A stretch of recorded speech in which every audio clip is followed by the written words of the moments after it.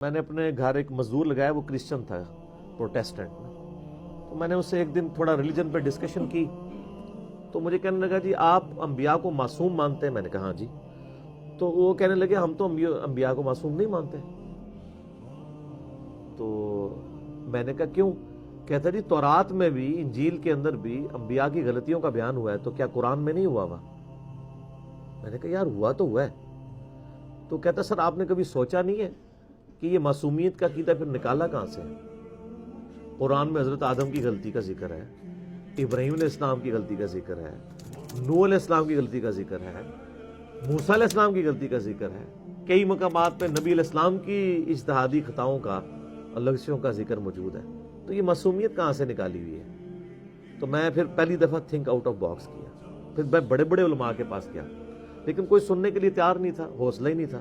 پھر الٹیمیٹلی جب مجھے یہ ساری باتیں سمجھ آئیں کہ معصومیت کا مطلب یہ ہے کہ نبی گناہ نہیں کرے گا، غلطی کا صدور ہو سکتا ہے، غلطیوں سے پاک صرف ایک ہے، وہ اللہ ہے.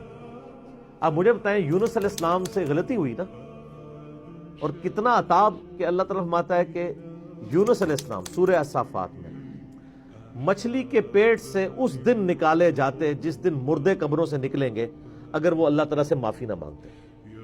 اور وہ معافی کن الفاظ میں مانگی؟ وہ سورۃ الانبیاء میں آیا، لا الہ الا انت سبحانک انی کنت من الظالمین.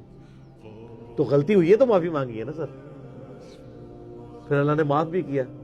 پھر اللہ میں کذالک ننجی المؤمنین، ہم اہل ایمان کو بھی اس طرح معاف کریں گے اگر ہماری طرف کوئی متوجہ ہو. تو اس میں حضرت یونس علیہ السلام نے امت کو ایک عقیدہ دیا ہے، لا الہ الا انت سبحانک،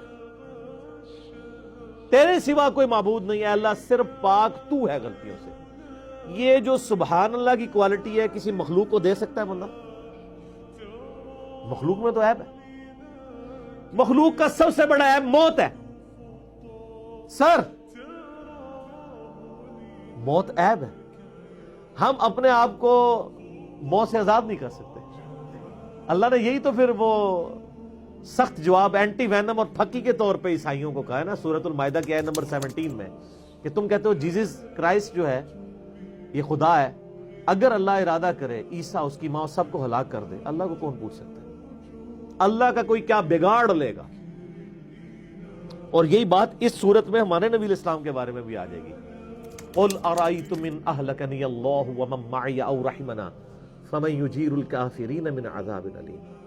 اے نبی تم فرماؤ کہ اگر اللہ اور میرے ساتھیوں کو ہلاک کر دے، ہم بھی کسی اکڑ میں نہیں ہیں، تو تم کس کھاتے میں ہو اللہ کی نافرمانیوں کے معاملے میں؟ ہم تو خود ڈرتے ہیں.